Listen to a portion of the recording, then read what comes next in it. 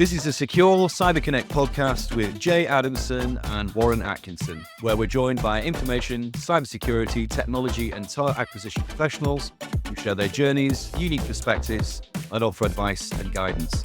Our topics on this episode will be the founder's journey, cybersecurity awareness, the community and future talent. Today we're thrilled to be joined by Melanie Oldham OBE. Melanie has over 20 years of experience within the cybersecurity industry and as a leading entrepreneur has founded and is CEO of Bob's Business, a cybersecurity awareness training company with a vision to create a world where everybody can be safe online. Melanie is also the catalyst behind several community-driven projects involved in several non-profit organisations, such as the director of the YCSC, the founding director of the Yorkshire Cyber Security Cluster, and her tireless work for the industry and for others within it. Over the last few years, has earned her a 2022 New Year's Honours for services to business and cybersecurity. With her other accolades, including Executive in Residence of the Sheffield Hallam University and a fellowship with the Chartered Institute of Information Security Professionals, she's an avid and passionate speaker on the human side of cybersecurity. Melanie, welcome to the Secure Cyber Connect podcast, and thank you so much for joining us today. Thank you, Jay. Thank you, Aaron. It's really a pleasure to be here, and that makes me cringe hearing all that. I won't lie. Things here. A lot of our intros, people say this, but listen, it's an amazing overview of some incredible input you put into a very important sector, Melanie. So I think what we want to do today really is just go into that a little bit deeper. And first of all, maybe if you'd be so kind, just give us a very high-level, brief overview of what we're going to be discussing today. Well, probably on my passions. And I think, what you'll discuss with many entrepreneurs, many people in cybersecurity, we're a little bit on the spectrum in various different ways. So there's no guarantee what we will cover. It'll be whatever shiny objects come past my mind at the time and my download on literally everything I've seen in the industry over the years, which has been an incredible industry with lots of people with passion and lots of people that are wanting to do good. And I think we're all driven. A lot of the things you spoke about at the start, and I didn't anticipate what was coming my way in 2022. But I think probably the consistent with most of us is the fact that our inability to say no and just take on new things, which is why I think so many of us have very, very different paths, but also driven by things that are deep inside us from a passion point of view. Absolutely. And we always sort of kick things off with a pretty much the same question to all of our guests, which is, would you be kind enough to sort of maybe give our audience just an insight on something that you may be proud of, excited about, or would like to shine a light on that isn't on your LinkedIn profile, something maybe more personal to you? Oh my goodness. So you've caught me now. What you will again. So this year, the last 2 years have been a year of self-learning. And I think there's so much I've learned in the last couple of years now that wish I'd known in my 20s. So one of the things I'm really, really passionate now that the business is established, going really, really strong, it's knowing, okay, what sort of things interest me that I can focus on and how can I take every single lesson that I've learned, all the pain points that I've learned to help other companies. So going forward, what I'm looking for now is a couple more NED roles and some startup organizations where I can give some of my insights of the things I've learned. And a lot of that comes down to more recently, only a couple of days ago, I officially got my assessment that states what I think most of people around me already knew, which is that I am on the neurodiverse spectrum. I do have ADHD, and that explains so much about me and who I am, and a lot around the challenges that I face, but also a lot around how I've recruited very, very differently, how I've gone about projects, some of the things that make me really, really good at what I am, but also some of the things that are challenged. So taking a lot of those lessons and applying those into some startup organizations to hope that I can maybe help some people achieve what I've achieved in a much, much shorter space of time. Yeah, that's kind of my passion at the moment. Yeah. And that's brilliant. And that's one of the reasons myself and Jay are really excited about today's session. You feel, your experience is one that's going to potentially resonate with quite a lot. Absolutely.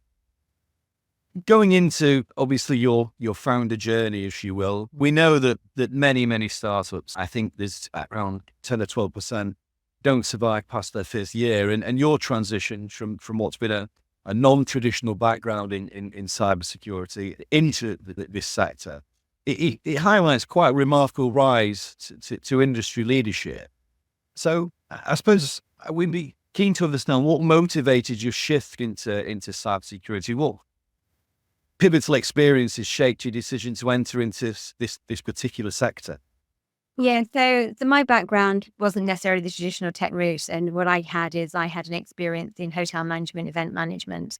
So very people orientated industries. And I think that's probably one of the things that's served me so well, is that trying to be the best in customer and service delivery that I could possibly be is one of the reasons why Bob's business is so successful, because we go that extra mile for our clients, because we want to understand what their problems, rather than just giving them a solution that, well, this is what we have and hopefully it'll fit what you need. It's about understanding what your clients' needs are and making sure you're actually addressing a lot of things from where do they sit as a culture? How do, when you implement something, you implement it right? There are so many tech solutions that we have that we know are incredible pieces of technology, but if they're not implemented correctly, then they fall foul and don't do the job that they're anticipated to do, which leaves a bit of sour taste in both. So it's really getting to know. So I think from my background, I was in the hospitality sector, and twist of fate, fluke of luck, opportunities, I then pivoted into project management, but still very much on the training awareness sort of side of things. And then I was airdropped into an IT tech team of 13 techies, of people who, in my mind, just spoke a completely different language. There was lots of acronym. There was lots of conversations about the problems that exist with people not doing what they wanted it to do. So I very quickly used my communication skills and my marketing skills and sort of said, okay, what is it that you're trying to do? And at the time, they were trying to implement BS 799, which is former 27001, about user behaviors. What were they doing? How were they interacting with technology? How could you get them to create secure passwords?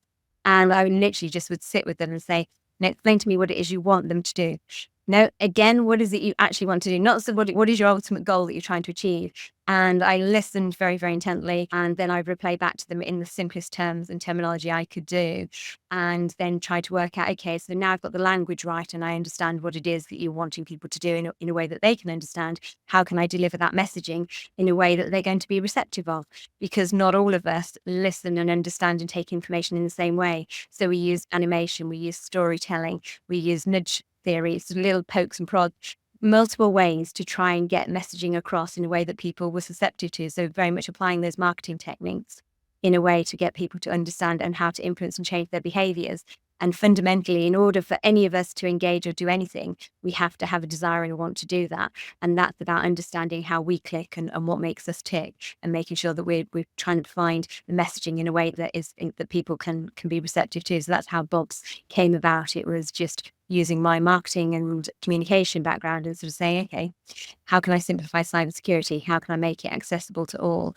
And that's fundamentally what I've done for the last sort of 20 years. Is I've been the one asking the stupid question that most people just sit back and think, I don't want to show my ignorance. I don't want to look like I don't know what I'm talking about in a room of very, very competent people. But the reality is we're all very competent in different areas. And this is why the whole kind of the landscape of cybersecurity is about having those puzzle pieces of us all being a little bit different and trying to understand how those differences are and having empathy. Yeah, and yeah, I mean, great foundations for the business, for sure. Was there anything else that sort of drove your vision that you like to sort of highlight? You feel, was there anything else that you felt was particularly important in turning that vision for cybersecurity awareness into bolts? Yeah, so again, it's about understanding that it's a problem for everybody. And I think going back into sort of 20 odd years, and every much adoption of cybersecurity, cyber education awareness was very, very kind of limited in certain spaces. It was driven by compliance. It was driven by a tick box exercise, people wanting to do it. And I kind of was like, no, how are we helping people? How are we actually getting people to understand it? Because we're all adopting more and more technology. And now the shift over 20 years from how much we used to interact with technology to what we do now is it's our third arm, for want of a better word. So it was really important to understand, okay, what does it mean on a personal level? What does it mean to me? What is it that's going to help me? And how can I make myself more secure? How can I make my families more secure? How can I make my kids more secure?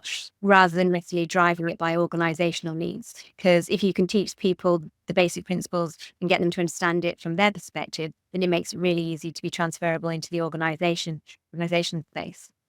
And yeah, I'm seeing quite a lot of success, especially from more mature individuals within the security ecosystem and organizations, is when they're putting the why first, understanding what the real business driver or even driver for employees are.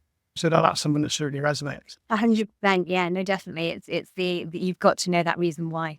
And if you don't, then you set yourself up for failure. Obviously, you're passionate about sort of wanting to make this accessible for all. What particular challenges did you encounter when you were sort of bringing your own non-technical background into the technical and not inconsiderable demands of cybersecurity? How did you personally address them? Patient. It's probably going to say from my personal perspective, I think one of the challenges it was a strength and a weakness, I think, on both fronts, because I'm one of those people who by default I don't identify the problems. I'm instantly, what is the solution? What is the solution? And anything technical that came up, I'd be like, isn't it just a copy and paste? And I would think that every solution was a really, really quick and easy fix. And I think that used to infuriate people, but they had to really, really kind of demonstrate to me, well, why isn't it that easy? Why isn't it that challenging? And sometimes I would ultimately win because I would just be so persistent and we go down those lines.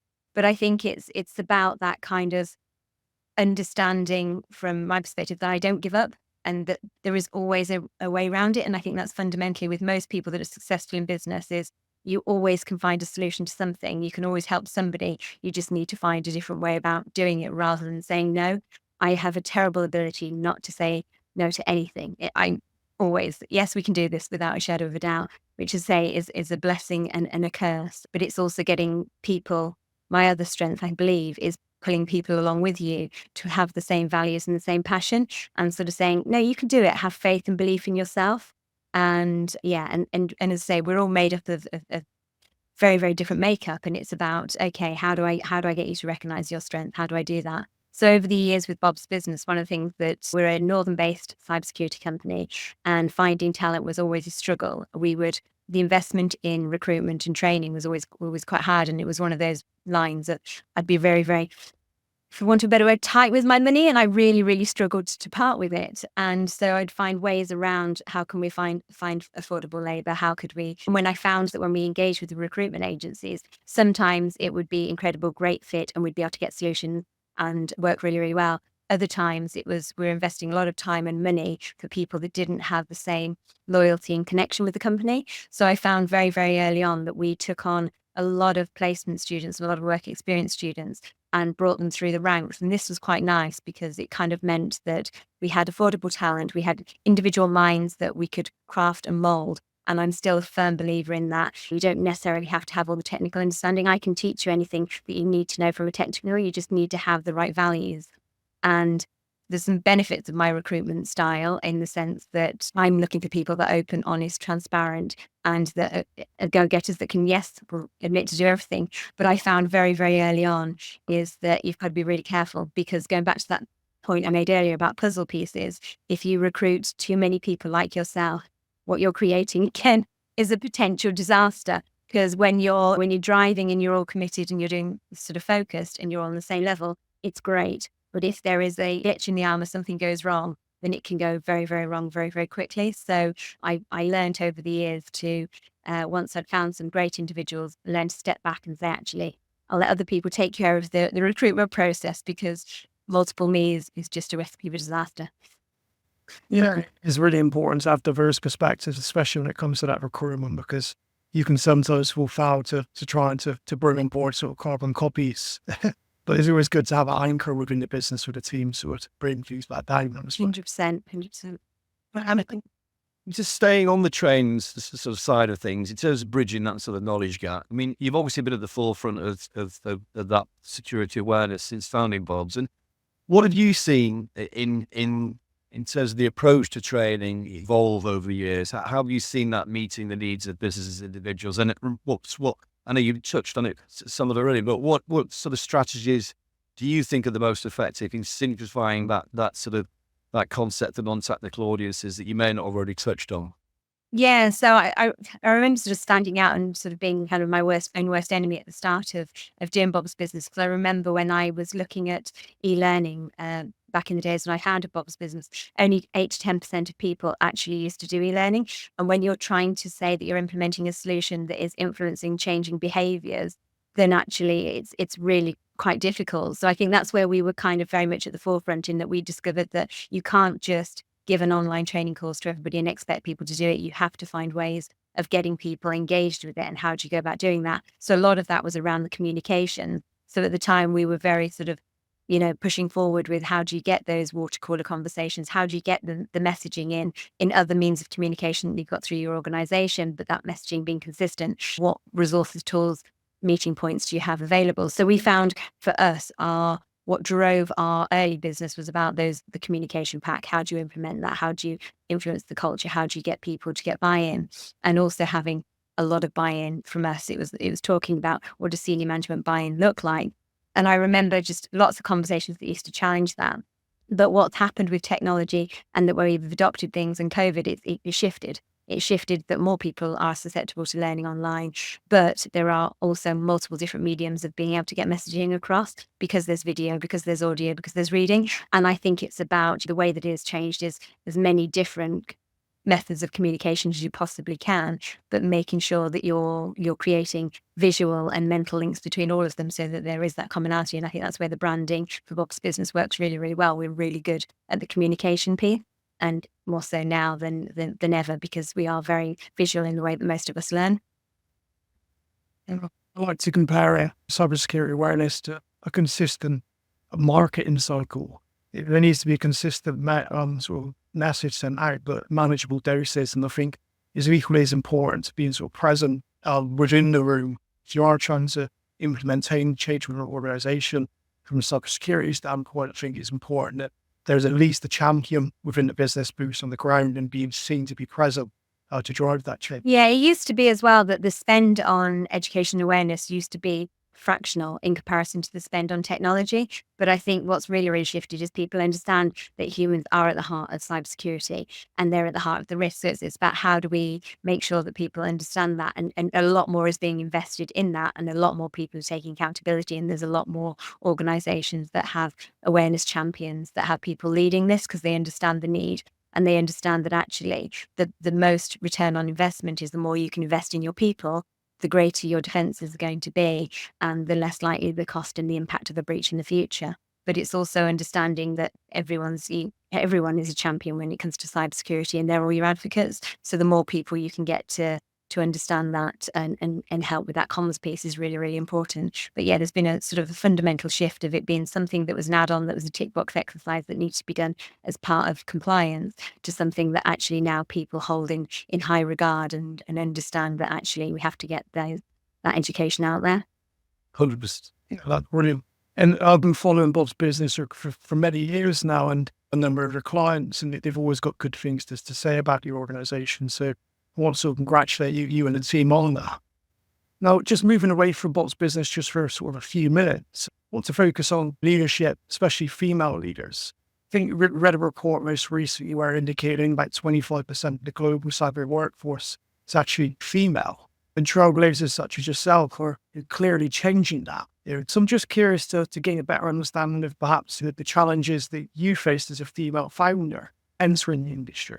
This is a tricky one because I throughout years, people have heard me say this. I wanted to be known as having a good cybersecurity company, not because I was a female in cybersecurity, so I probably avoided it. But I understand now, more importantly than ever, how effective my teams are, the more diverse they are. So the importance and significance of it, but also the importance and significance of role model.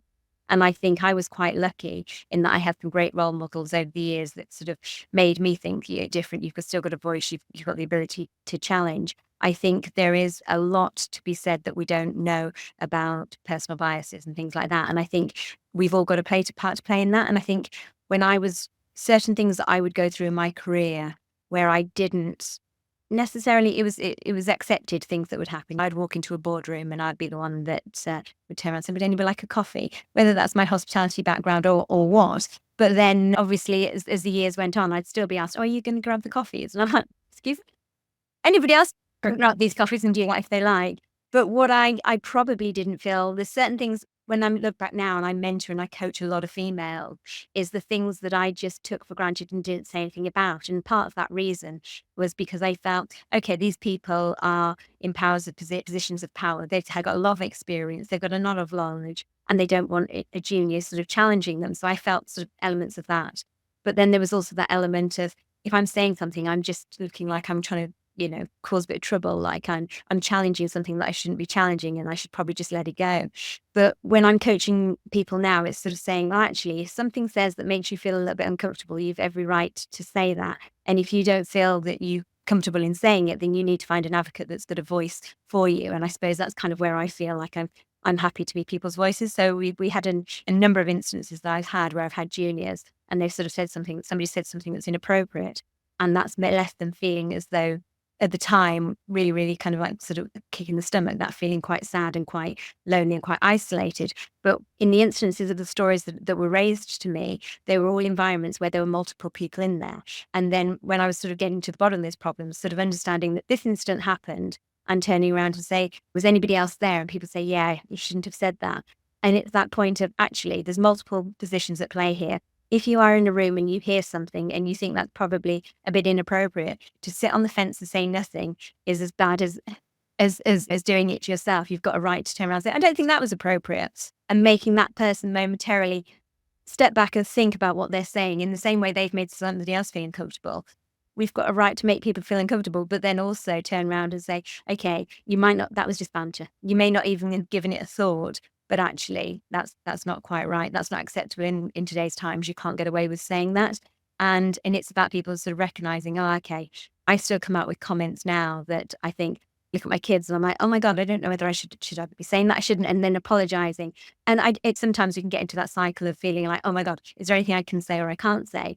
And I think providing we follow, which are my core principles, honesty, transparency, and integrity, is I always want to have those things. So if I say something or do something that's offensive, please do tell me. I want to know. Honesty is always the best way. And I think when we get things out, we feel better for it. But again, it's about people understanding that what used to be what people can say can be offensive, recognizing that as an onlooker, you have a right to say to that. If you're the person that said it, you've got a right to look into what you're saying and why is it potentially incorrect and how do you resolve that going forward? That makes sense. And I certainly feel there's a lot of value of having sort of allies and advocates inside of a business. One bit of advice that we would impart to security leaders across the board is that when you go into an organization, look for those allies. So when you are in this situation, someone's to speak up for you. In most cases where we're seeing success and behavioral changes where those individuals are perhaps had sort of delicate conversations ahead of major meetings to ensure that we've got someone in the room. But ultimately, if you are the only person in the room and you are speaking out, I believe that you are making a difference and you are doing the right thing. It is just a process. And I think that the world is changing. It's been changing slowly, but in the right direction. I think the world is changing, and I said, but we still need to be a bit realistic that in the ideal world that everybody's going to take that criticism well. So you've got to be prepared that there might be a bit of backlash. But yeah, it's how we as a community stand up and say, actually, okay, who can support me with this one, and not necessarily going into battles alone, knowing that the community is there to support. Yeah, that makes sense. And just sticking on to the women and female in tech and cyber, what other part of advice would you give to those that are perhaps looking to transition to leadership positions? Yeah, absolutely. So again, a couple of things is have faith in your ability. And I think we already know the stats that we tend to have a lot of imposter syndrome in the sense of I don't think I can do that. And I think knowing that actually always go for it, there's always an opportunity. I think we need to shift and change our recruitment process. I think we've mentioned this when we met the other week, Warren, and it's about when we're looking for a job role, being really, really specific of all that criteria. Is it all essential? Which elements of that can be learned or added versus which bits are you trying to get at the grassroots of what's needed, and knowing that actually if you can tick 2/3 of the boxes, then the rest are there in the ability to be taught or to be sort of learned over time. And therefore, if you don't meet all the criteria, that doesn't necessarily mean that you're not the right person for the post. Put yourself forward, put yourself out there. Going back to the point you made about what makes the strength of the business, and again, comes also back to recruitment, is the fact that it's about the personalities and about the getting out there and having that connection and that communication piece. And I think one of the things that I have got a cyber edtech company, the best way to make money is to make that as a platform that is a subscription-based model that has no interconnection or no no sort of human interaction. However, I know that where we've made the most amount of money over the years is by having a good customer service team, having people that have those human connections, because having strong, positive human connections, especially with CISOs that move between different roles, is that actually when they find a product or solution they like, they take that product with you if they like the team that they're working with. And the same sort of goes from a recruitment point of view is you've got to find a way of connecting with people. If there is a company that you want to work for, if there's a job that you want to go for, it's about trying to reach out and working out, how can I connect with that organization? How can I meet with those individuals? Can I follow them on LinkedIn? Can I look to find ways? So my other advice is for any females is look to see the individuals that you're looking, the roles that you're looking to go into. Look to see where they hang out, what they talk about, what the subjects they do on social media, interact with those and trying to create some relationships, create some mentors. And then from that, I'm really happy in my position that I'm in now to direct a lot of the females that I meet into roles or into individuals or into companies that I think would meet them. And I think that's sort of what's happened with me over my years. I didn't suddenly, if I'm honest, go and advertise for any of the roles that I've got. People kind of came to me, or networks come to me and say, oh, is this something you could do? And it's about being in that right place, right time. But you've got to kind of put yourself out there. You've got to be in a position to be able to turn around and say, actually, I'm going to try and connect with people, whether that's doing it in the digital world where you can build up rapport, or whether doing it in the physical world, but having a rapport either which way is really, really important. No, most definitely. And we spoke, I think it was just over a week ago at the university, we spoke about the importance of you having that support network around you, because as much as there's brilliant minds out there that have deep technical understanding from cybersecurity standpoint, no one's a master of all. And we need to sort of rely on our network and professionals and our peers, especially when you're in leadership positions. The ability to obviously delegate responsibilities is very important. Yeah. That brings me on to my next question, Melanie. Would you sort of share with us the role that cybersecurity clusters play, in particular the YCSC, for instance, in fostering innovation and ensuring that there's cross-sector collaboration in the cybersecurity? Yeah, absolutely. So this is the Yorkshire Cyber Security Cluster was set up as a not-for-profit to try and support the local cybersecurity ecosystem. So this is about bringing to people with a vested interest in cybersecurity. And that is about how it's very much a community-led approach of how do we actually achieve the best? And no man's an island. We don't work in isolation. And I know from having had a cybersecurity company that actually going back to that point of connections are really, really important. So for me, there was a number of reasons why the group was established. The first one being around skills and recruitment, in the sense that I wanted to be able to tap into local talent. So therefore, having access to college, universities, and people that are teaching cybersecurity or had a vested interest in cybersecurity, then they'd possibly have the students that would be my future workforce that I could tap into. So it was important for that. I think it's also important from an organizational point of view to how do you give back to that local community? So a lot of schools, colleges, and I think probably more so when you have your own kids and you realize that I want my kids to have the best access to content they possibly be. Who knows content better, especially cybersecurity content, better than anybody, those working in the field? So it's knowing that actually, as cybersecurity companies are out there, they've got a bit of an RSA piece, a bit of a social responsibility to turn around and say, actually, I'll go into a school, a college, or a university and I'll give a guest lecture. I'll talk about a recent threat that I've seen.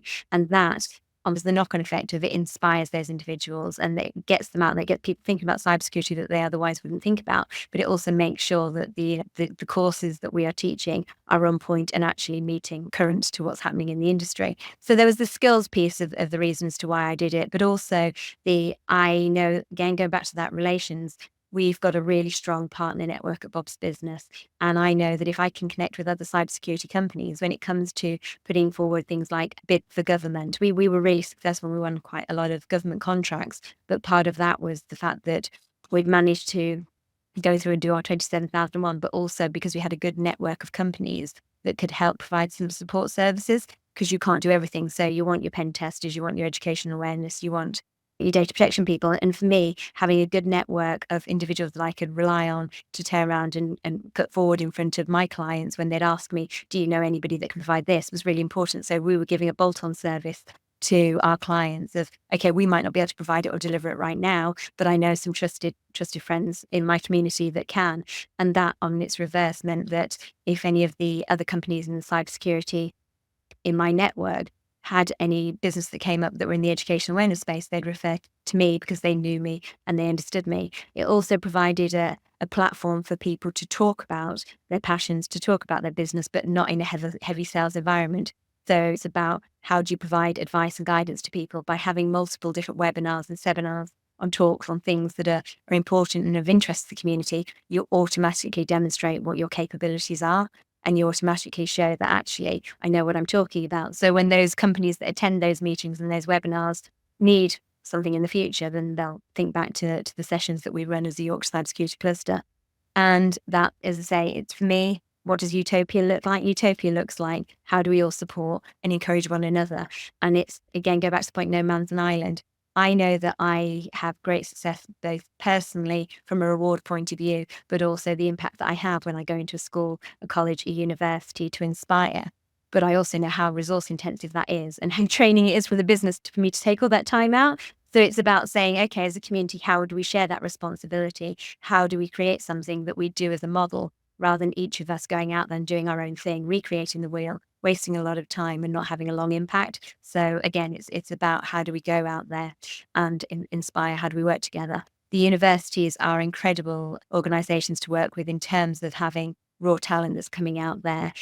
Some of the innovative ideas that they're coming out there. I think I've worked quite a lot on the Cyber ASAP programme, which is a DSIT-funded initiative working with universities to look at cyber ideas, concepts, startups that can be spun out. And I love that. And there's some great opportunity for new innovative products and solutions to come out that's supported by the community to give them that extra leg up, to give them the advice and guidance that they need. So I think as organisations, we need, I think, from go back to the original point, which is what makes you successful in business. It's knowing that you can't do absolutely everything, but you want to. Most definitely. Most definitely. And to look at things at perhaps sort of a national and international level, how do you see the role for clusters evolving over time? Yeah, so I think they're really, really significant. So there's that we're quite lucky in the Yorkshire. So part of it is levelling out. I think there's some great initiatives that are happening in the city and around Cheltenham. How do we get those up here to make sure that we're taking advantage of them? I think by having that connected community as well. The UK has probably one of the strongest and the best cybersecurity communities out there and products and solutions, and we've got a good reputation for quality. And I think what clusters allow us to do is showcase our capabilities both locally, regionally, and then internationally, as this is a good place to do business. And by creating communities that are trusted and safe and honest, transparent communities, we've got a good reputation that we're a trusted supplier to go to in the future. That's brilliant. Do you see any other programs being rolled out that are going to help sort of have a sustained engagement for junior talent in the industry, such as Cyber Runway? Is there anything that's on the horizon that you can give us a sneak peek into? Yeah, there's multi-funding initiatives coming from DCID at the moment around the Cyber Runway. So I've been quite fortunate in that I've sort of worked, supported, mentored, or been on a number of the Cyber Runway programs. And again, it's about recognising opportunities and funding. There's a funding round out now. It's called Cyber Local, specifically around skills and how we basically encourage more people to have cyber adoption across the board and from a local level. So yeah, lots and lots of initiatives. But I think my biggest criticism with a lot of the initiatives is because they're government funded, they have a very, very fine timeline, and it's here's the date of submission, here's the date of delivery, and then you've got to deliver. And the reality is many people aren't in a position to be organised for that. So what I'd probably say is get ChatGPT out. If you've got an idea and innovation in your head that you just want to do in the future, get a proposal written there, let it sit there until you can find the funding stream that you think, yes, that's good to go. Make sure that you attend lots of the cluster events so that you've got an idea of, okay, you can't deliver all that project in 1 month, but if you could, who would be the ideal partners to work with?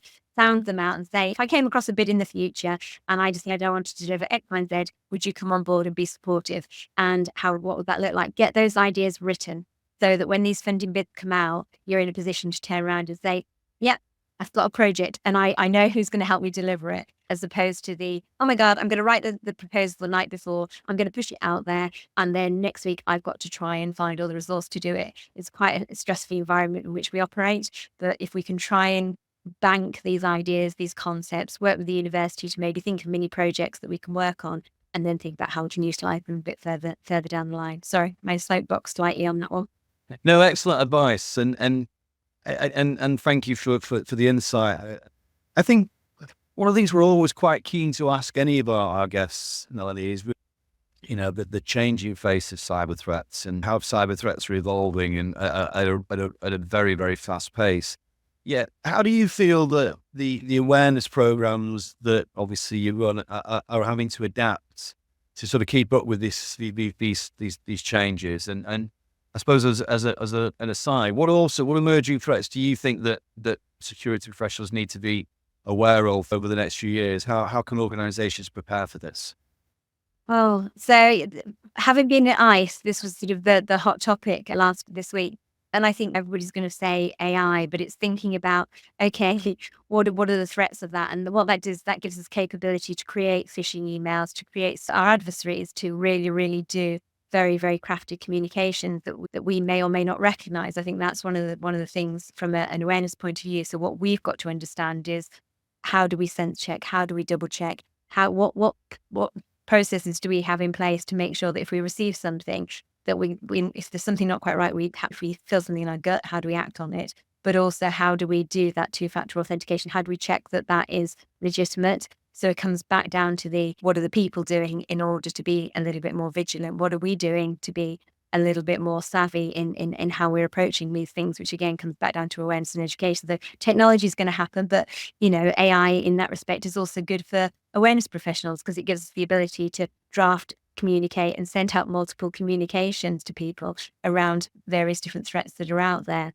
I think obviously what we're putting into AI has the potential to be risky in the future in implementing our own biases. I was talking only a couple of days ago about wanting to build a chatbot that would give advice on what we were talking about earlier, which is if you are somebody who's had a comment that's incorrect, how do you challenge that? But there was so much around the ethics of the advice you are giving being correct or incorrect, and what you put in it therefore has the potential to create damage. So there's a lot around ethics that we need to look at and how to balance. It's a tightrope.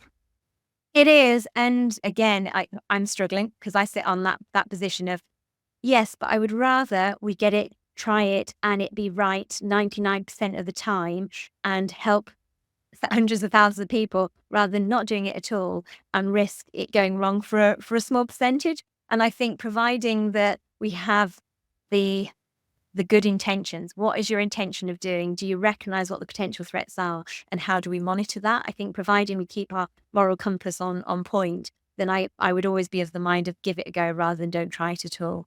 Same principles to business as it is to this. But yeah, so there's a lot around that sort of side of things. And I think it's about, as I mentioned at the start of this, I have opened up a Pandora's box of things, of recognizing where my own strengths and my own weaknesses are. And I think understanding ourselves individually, how I would have implemented this to the previous me would be very much, okay, I am incredible. I'm going to say that. I'm incredible. Clearly, everything you read at the moment at the start said that, which makes me sound absolutely huge, big-headed. But the reality was I would attend events. I would contribute to everything. I would put on the heels, put on the dress, and always look the part. But in the background, I had 1,000,001 balls that I'm juggling, and my ability to prioritize the most important things, my time blindness, the trying to remember to get on a call at the same time. These were all things that I just thought I was hopeless and useless at and were my faults, but I didn't let anybody know because I would be able to talk my way through it. The people wouldn't understand it. So I would hide all my typical ADHD traits of time blindness, of shiny objects. Whereas now going in and turn around and say, okay, you want my time and I'll happily give you it. We're going to have a conversation. You're probably going to have to keep reining me back to the focus that we're talking about. You need to keep me in check. If there's something that you want me to remember, you're going to have to remember, because people would turn around and say, I didn't want to call you, so I didn't want to offend you. But the reality is I'm probably going to forget half the things and you have to keep reminding me. And if I'd have kind of known that, and now how I implement that to my team is I turn around and say, you are incredible at X, Y, and Z. There'll be things you're not good at, but let me know. Be honest and tell me if you're struggling with something or something's not right, or be honest, because we can put the support around you to do that. I know that I work at very, very different times. And I'll sort of say to my team, you don't have to respond to the emails when I send them, but also know that my head might not be in it in the morning, so catch me at certain times. And I think having that understanding of who we are is really, really important in how we manage and have effective teams. know who you are, know what your strengths are, but also be honest about where your limitations are so that people can help support that. I think we see them too much of, it's my vulnerability, it's my failing. I don't want anybody to see that. I just want people to see the perfect, because that's what I'm putting forward as the best possible me. But showing your not so great traits helps people manage you better. Yeah. I think our society is allowing that more and more and more in general as the years pass by. I think we're all open to much more sharing and openness now than we've ever been, really. Yes, yeah. Which again is and puts your vulnerabilities, but definitely, and also potential vulnerability for people exploiting that in the future.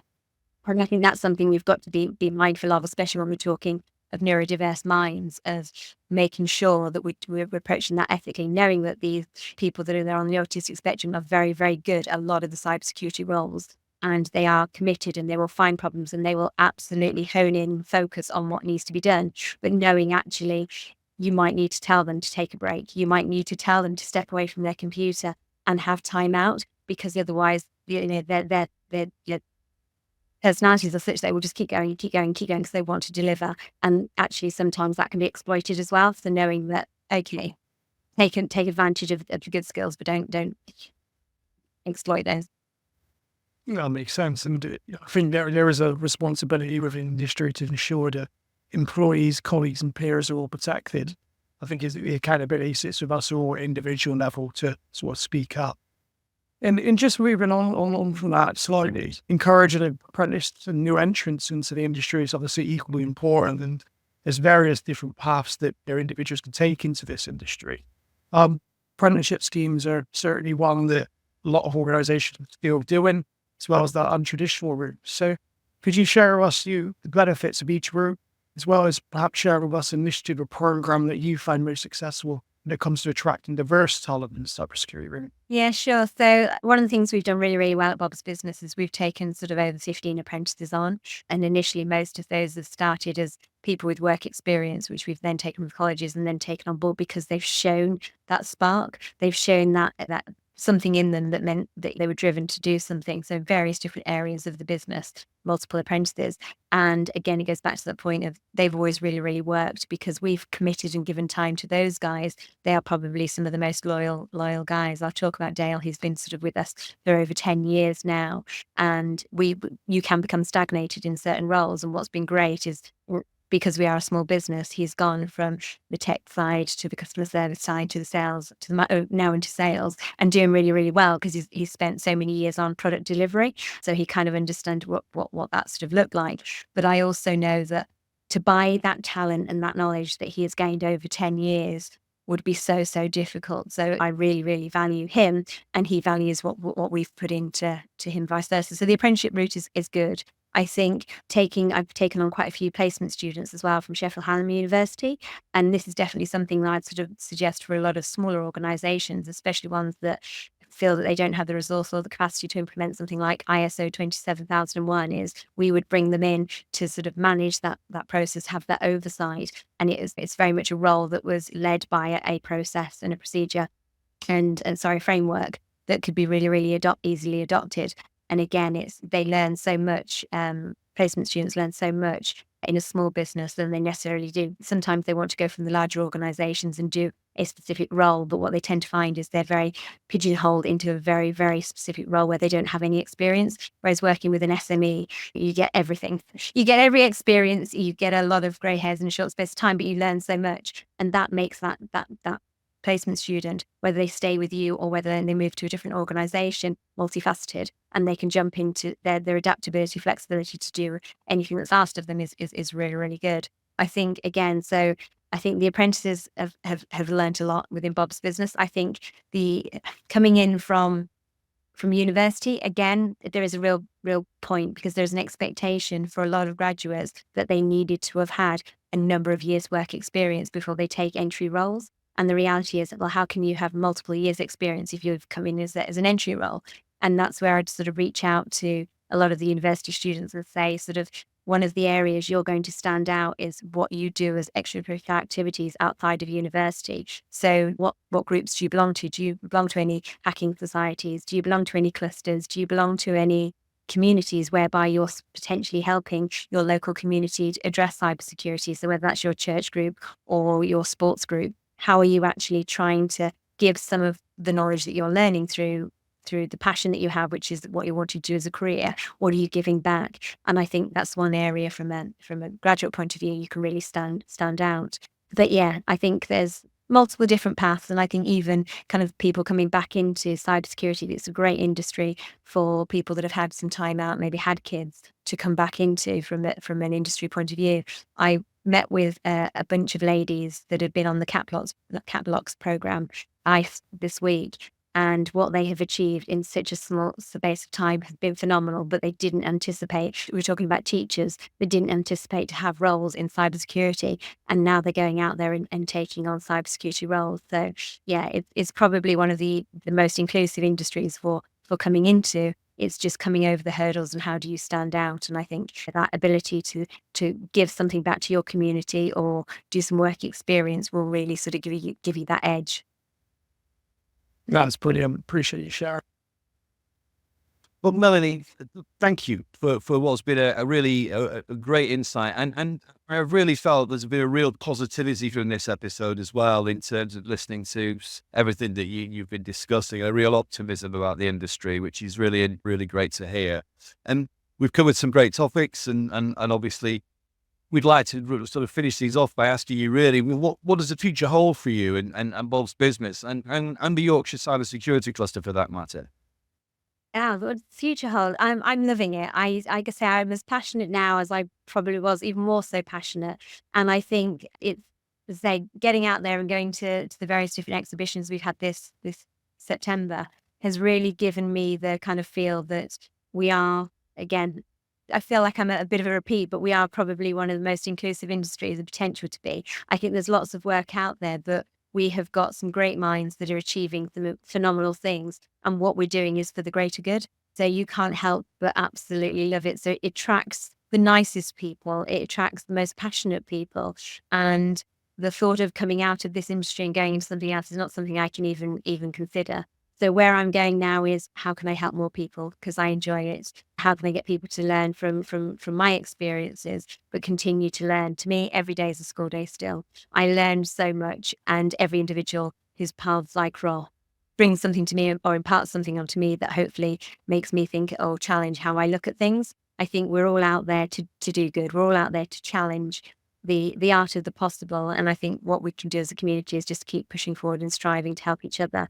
So similar sort of values for the clusters is, it's about that community piece. How do we work together? How do we build the best possible relationships so that we can build the best possible solution to help combat this problem that is not going to go anywhere fast? And it's not just a team's role. The role of the CISO used to be very much around it being very, very technical. And it's now strategic in its business. There's not one single area within a business that isn't affected by risk and cybersecurity. So it's a whole piece that we need to look at. And the only way we can do that is by having as much support and helping one another.